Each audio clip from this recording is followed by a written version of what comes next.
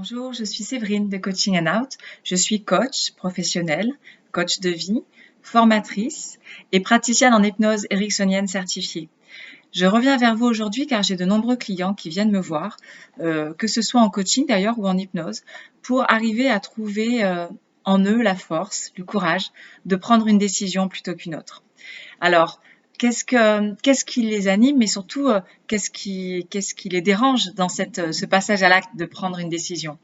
Très souvent, derrière cette action-là, il y a une peur. La peur de se tromper, la peur de ne pas pouvoir revenir en arrière quand on a ouvert la mauvaise porte et quand on a choisi la mauvaise option.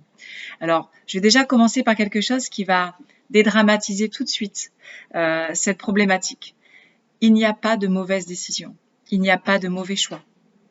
Et ça, c'est très important de le comprendre.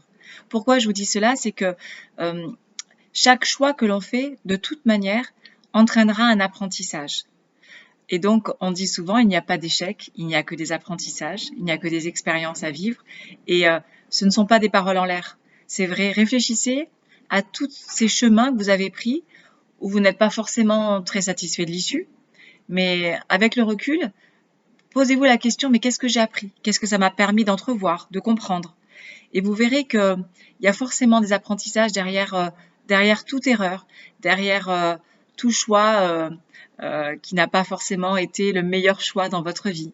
Donc déjà, faites retomber la pression. Il n'y a pas de mauvais choix. Et une fois qu'on a fait ce choix et qui n'est pas opportun, avec le recul, qu'on s'en rend compte, tirez des apprentissages, tirez des leçons, et puis réajuster. Alors, questionnez. Questionnez ce choix et surtout questionnez qu'est-ce qui a fait que ce choix n'a pas été le bon choix. Qu'est-ce qui n'a pas été fait? Qu'est-ce qui a trop été fait? Qu'est-ce qui a manqué?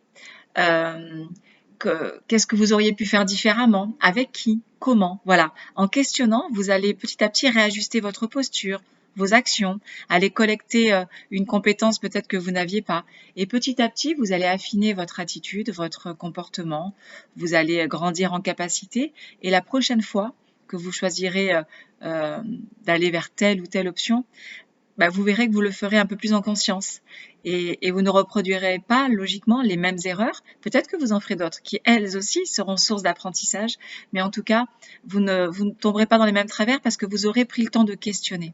C'est très important. Prendre une décision, ça peut être en effet très engageant et on a beau se faire tous les tableaux possibles en disant avantages, inconvénients, etc.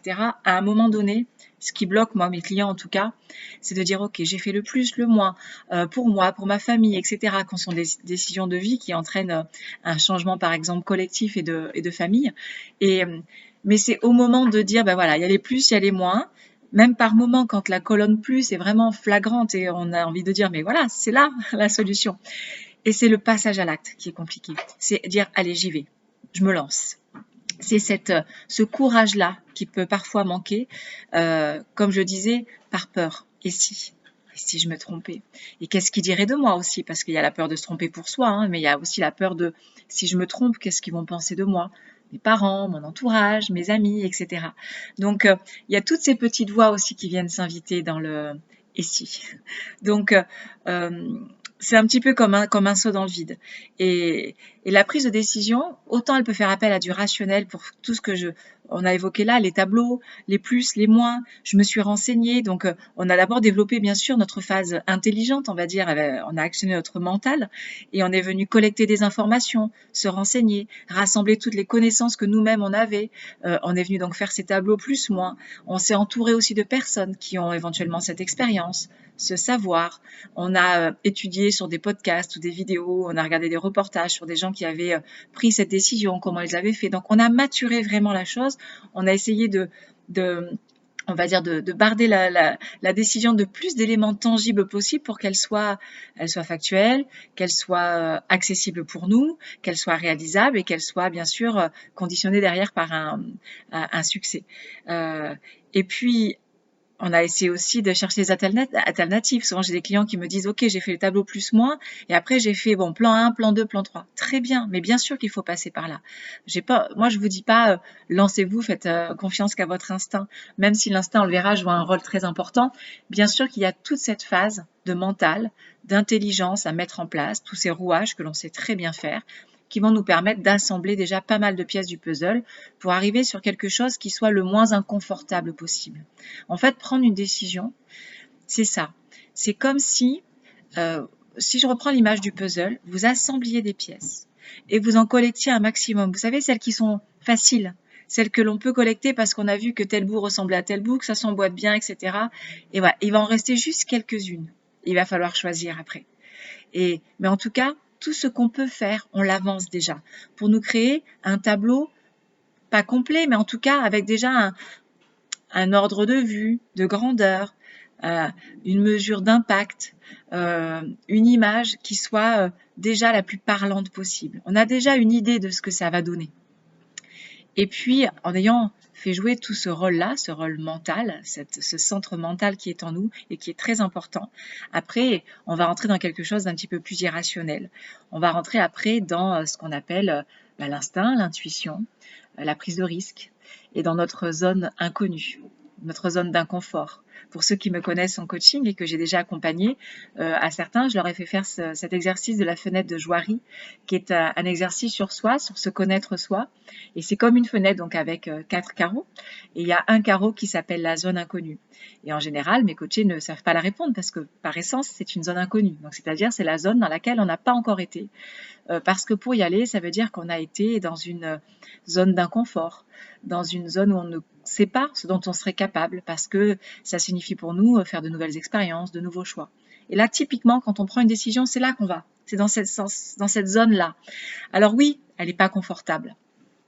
Parce que c'est le grand vide, c'est le saut. Et quand on saute, on ne sait pas comment on se ramasse. Donc, alors, comme si on prend l'image du saut, on travaille, une fois, 2 fois, sur un matelas pour bien retomber, pour pas se faire mal, etc. Mais après, à un moment donné, quand il n'y a plus le matelas, on y va. Et puis on voit ce que ça donne.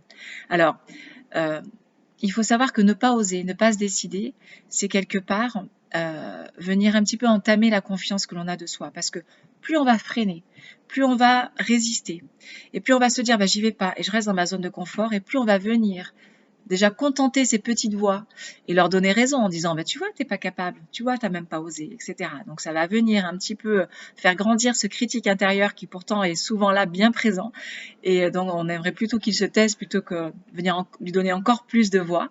Donc ça, c'est le premier effet. Et l'autre effet, c'est que ça va venir abîmer votre confiance et votre estime en vous-même, parce que ces petites voix, à un moment donné, vous allez les faire vôtres et vous allez les écouter, vous allez vous dire oui, elles ont raison, j'ai pas osé. J'ai pas tenté le truc. Je suis pas capable. Et donc, je préfère rester dans mon petit carré, là, que je connais bien, etc. Mais au final, je plante les mêmes choses, ça me donne les mêmes légumes, les mêmes fruits, etc. Et je m'en contente. Et alors, ça peut très bien fonctionner quelque temps, attention. Et de temps en temps, c'est même quelque chose d'assez stabilisant de faire ça et de rester dans cette zone de confort. Mais par moment, la vie nous oblige, pour X raisons, à rentrer dans un changement plus important, où on ne rentre pas que dans quelque chose où on vient faire des petits ajustements, mais on rentre dans un changement bien plus impliquant. On appelle ça un changement de niveau 2 en coaching, c'est-à-dire qu'on n'est pas dans un changement de niveau 1. On va ajuster, changer 2-3 choses, mais rester dans un périmètre que l'on connaît bien. Là, on va venir vraiment bousculer certaines choses, changer de périmètre, changer de point de vue, changer de secteur géographique si on parle d'un déménagement, de bouger, changer d'entreprise et donc du coup de cadre de référence complètement. Changer de partenaire, par exemple, si c'est pour un coaching plutôt sur de l'ordre affectif. Et tout ça, ça demande du courage. Donc, pour résumer rapidement ce que je viens de vous dire, actionnez d'abord l'intelligence, tout ce qu'il est possible pour vous de rassembler comme information, les tableaux, etc., les plus, les moins, les alternatives, tout ça, c'est très très bien. Et après, dites-vous qu'à un moment donné, tout ne peut pas être évacué par le raisonnement, qu'il va falloir actionner un autre chose, à un autre niveau de conscience. Et ça s'appelle le reste. Allez actionner le reste, c'est-à-dire l'inconnu. Alors comment faire ? D'abord, comme je vous l'ai dit au tout début, il n'y a pas de bonne réponse. D'accord ? Il y a des réponses, il y a des choix. Et tous les choix se valent. Tous les choix se valent parce que tous les choix vous mènent à des expériences. Et après, dans ces choix, il y a des réajustements, il y a des réorientations. Donc, comme des parents qui viennent me voir en disant « mais mon fils, il veut partir vers telle voie et je suis très inquiet, etc. » Je comprends, je suis maman moi aussi de 2 enfants, notamment d'un enfant qui a dû faire des choix il y a 1 an et demi d'orientation en études supérieures. Bien sûr qu'il y avait cette peur de « et si on se trompe ?» Mais c'est quoi se tromper? Il part là, par exemple, pour le mien, sur un IUT informatique. Très bien. Il hésitait entre deux. Très différent. Pour vous parler de mon cas, IUT informatique, ok. Donc en tant que maman un petit peu rationnelle, ok, il y a du boulot dans ce secteur, donc très bien. Donc c'est super si j'écoute ma petite voix sage. L'autre côté, c'était un BTS hôtellerie-restauration parce que ou tourisme parce qu'il était très intéressé par soit développer des choses, l'événementiel dans des grands hôtels, etc. à l'international, ou soit dans le tourisme et notamment tourisme œnologique parce qu'il est sur Bordeaux. Et les deux voies, mais à l'opposé complètement. Et qu'est-ce qui fait qu'il choisit plutôt une voie que l'autre? Ben moi, je lui ai dit, écoute, les deux pour moi, il y aura du travail, même si c'est très différent.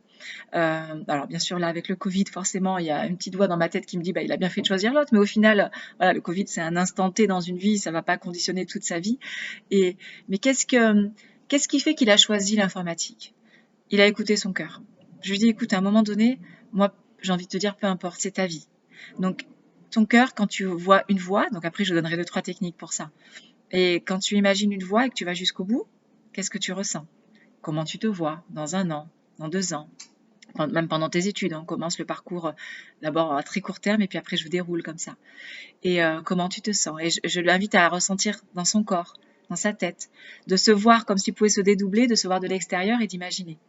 Et puis après, je lui fais vivre l'autre expérience sur le BTS tourisme par exemple ou l'hôtellerie-restauration et je lui dis voilà, pareil, redéroule ton parcours, de qui tu serais entouré, qu'est-ce que tu ferais pendant tes études, et après tes stages, et dans 1 an, et dans 2 ans.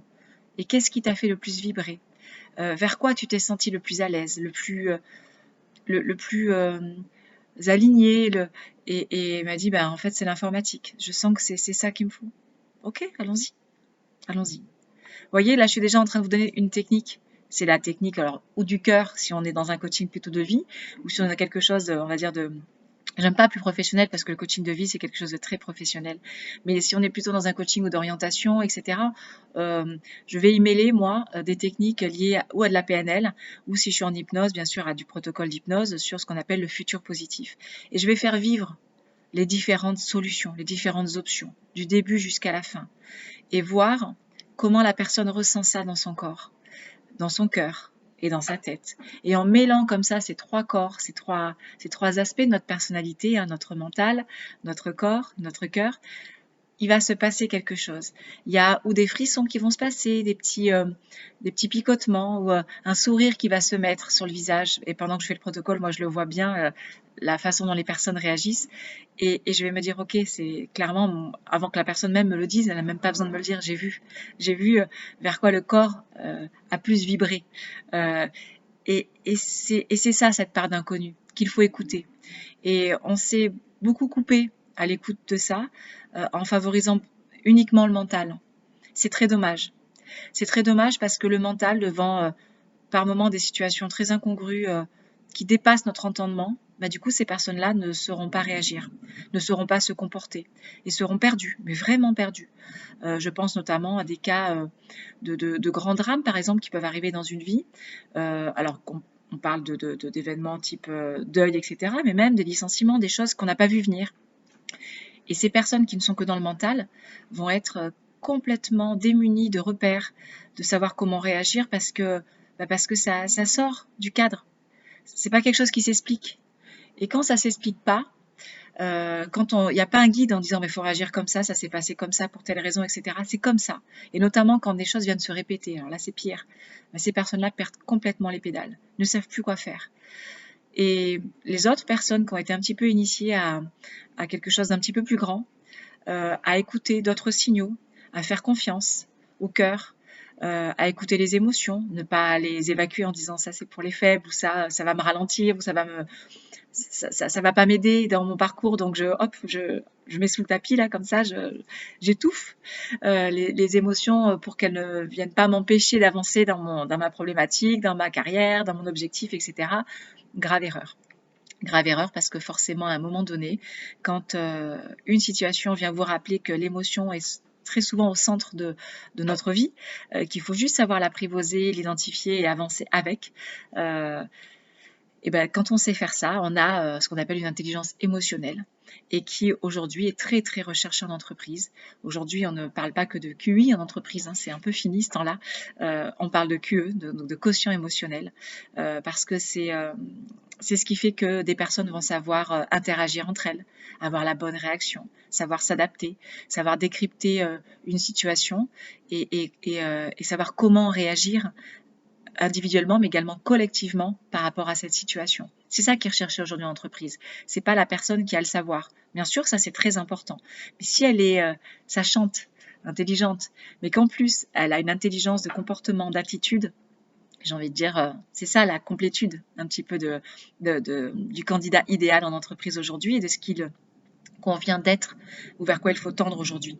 Donc, dans cette prise de décision, vous avez compris, donc il n'y a pas de décision parfaite, qu'il faut être indulgent avec nous-mêmes et que, pire même, notre anxiété, notre pression que l'on se met à tout prix à vouloir avoir la bonne décision va faire qu'on va se précipiter, on va peut-être paniquer, on va peut-être demander de l'aide extérieure à quelqu'un qui n'est pas forcément la bonne personne et qui potentiellement pourrait être de mauvais conseils et du coup ne pas aller à l'inverse de ce qu'on souhaite faire.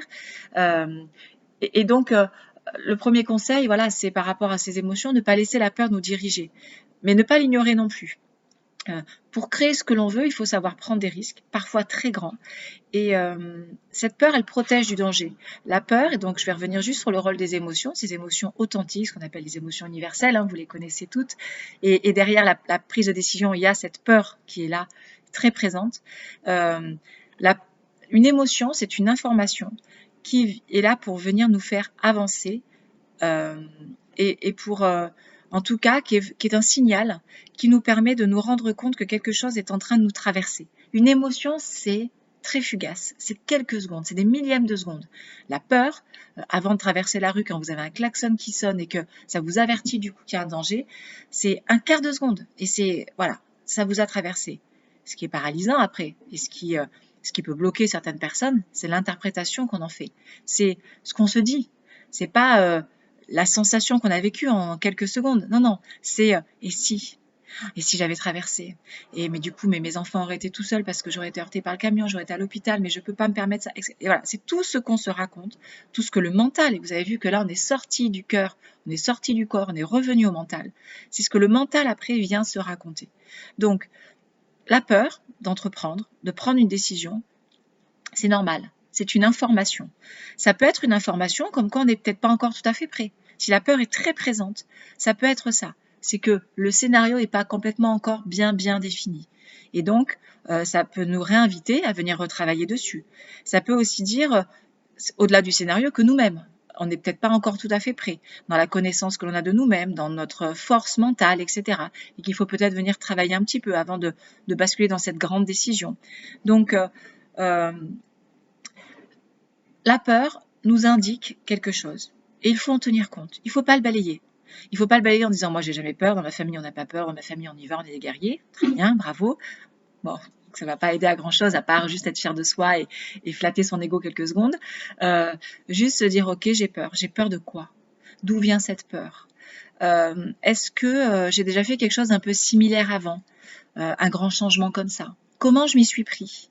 Qu'est-ce que j'ai fait ? Par quoi j'ai commencé ? Ok, j'ai commencé par ça. Et ça a donné quoi? Ok, ça a donné ça, mais par contre, il y a eu ce petit raté. Ok, la prochaine fois, avec le recul, là, comment j'aurais fait différemment? Et voilà, auto-questionnez-vous, mais même sur vos expériences passées.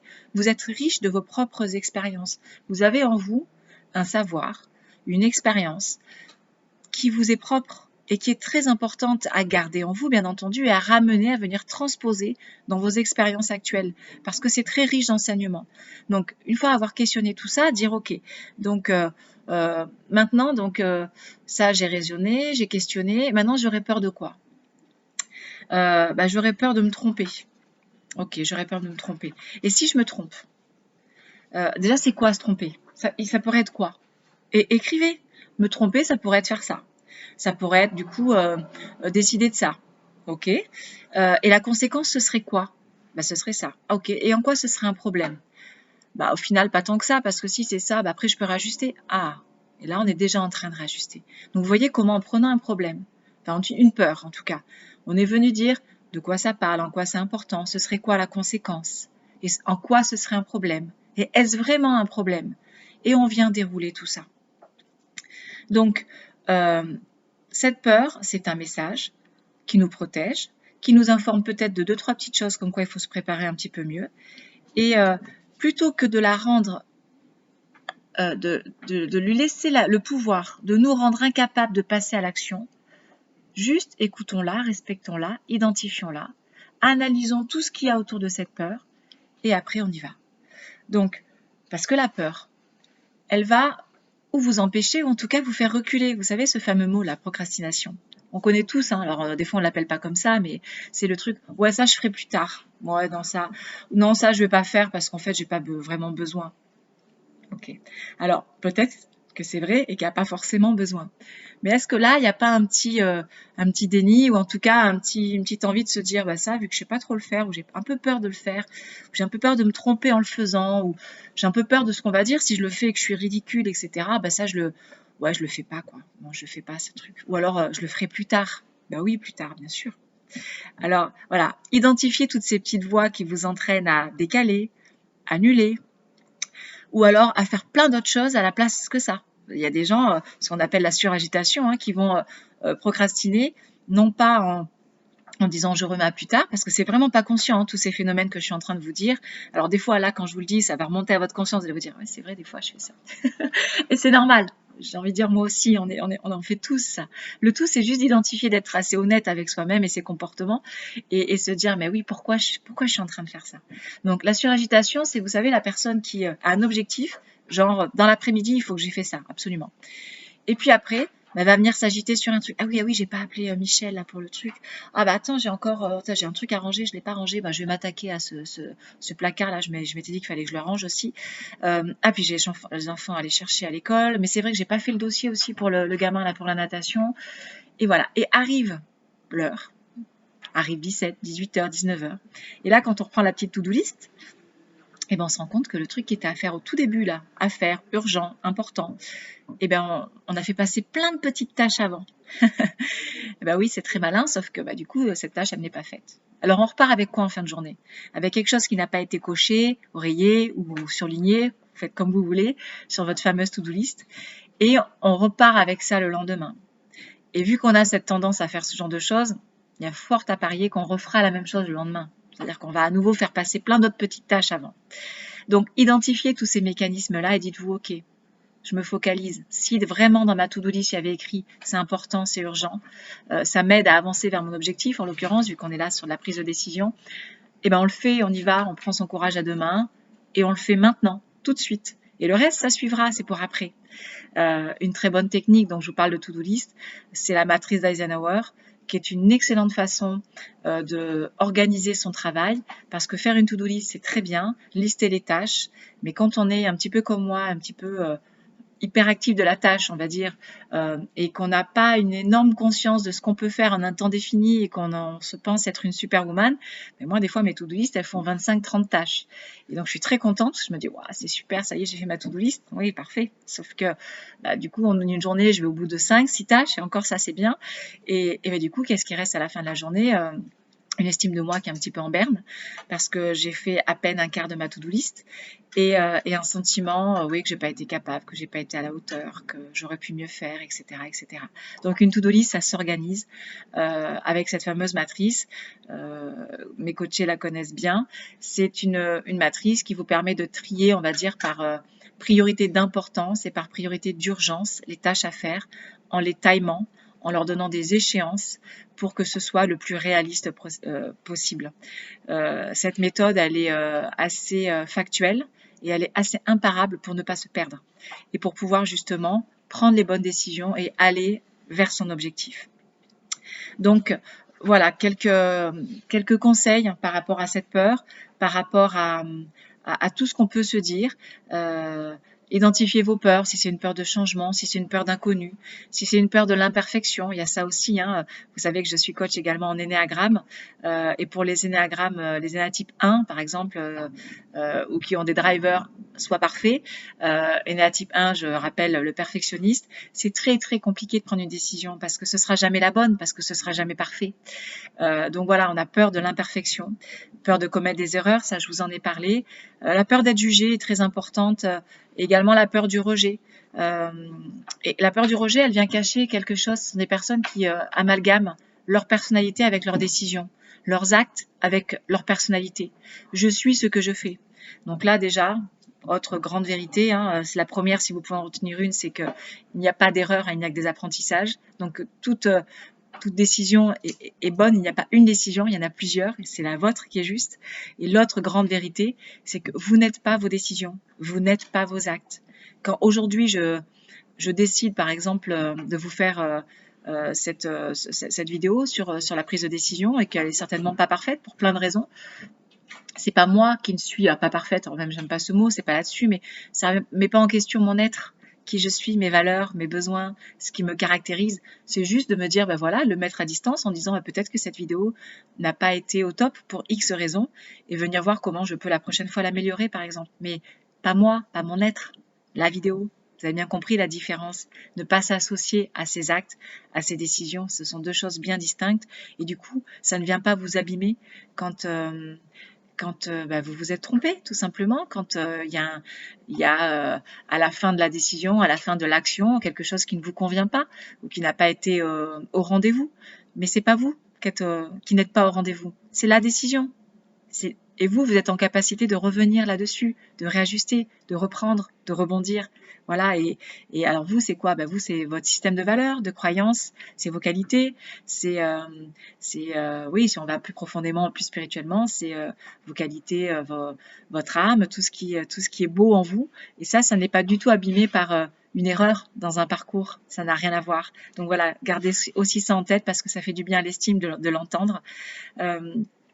Donc voilà, juste pour résumer rapidement, une peur, vous pouvez lister un petit peu quand elle vous arrive et vous dire qu'est-ce que j'en fais?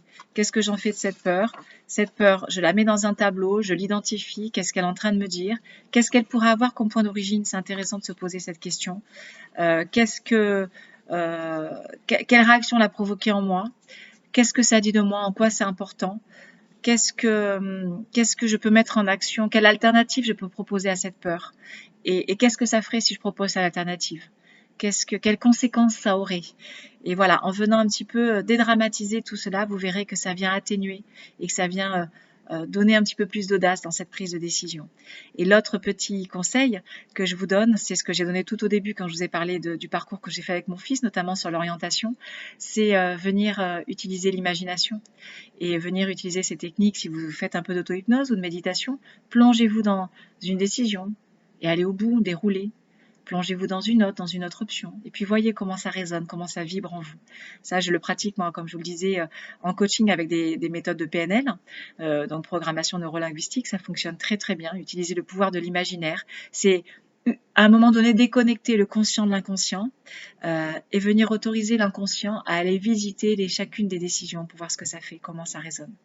Et je le fais bien sûr en hypnose parce que c'est un protocole qui s'appelle notamment le futur positif et qui est très aidant pour les personnes qui prennent des décisions, pour les personnes qui préparent un examen, qui vont aller avoir une épreuve sportive à réaliser et à gagner notamment. Voilà, c'est comme ça que je les prépare mentalement pour gagner. Donc écoutez, j'espère que cette vidéo vous a été utile.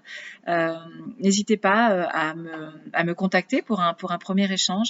Vous avez mon Instagram, mon Facebook, mon site internet www.coachingandout.com et ma chaîne YouTube où je mets quelques vidéos et je posterai bien sûr celle-ci qui va vous aider à travers différentes vidéos, qu'elles soient plutôt orientées coaching, plutôt hypnose, plutôt méditation, à vous accompagner chacun dans vos chemins et vos parcours de vie, qu'ils soient professionnels ou personnels.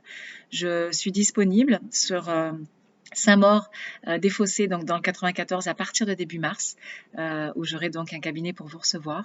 Et je suis bien sûr disponible à distance et c'est bien sûr très utile en ces instants de Covid où du coup je peux accompagner sans masque avec des personnes qui sont du coup partout en France, voire en Europe. Et du coup en étant accessible, disponible près de vous sur les créneaux qui vous intéressent sans sortir de chez vous et en se voyant, en voyant nos sourires parce que c'est aussi très important dans l'accompagnement de pouvoir calibrer un petit peu comment la personne se sent en face de moi et c'est bien sûr plus agréable pour tout le monde. Je vous remercie pour votre écoute. N'hésitez pas à me mettre des commentaires, à venir me solliciter si vous avez des questions. Je me ferai un plaisir d'y répondre. Je vous dis à très bientôt et prenez soin de vous.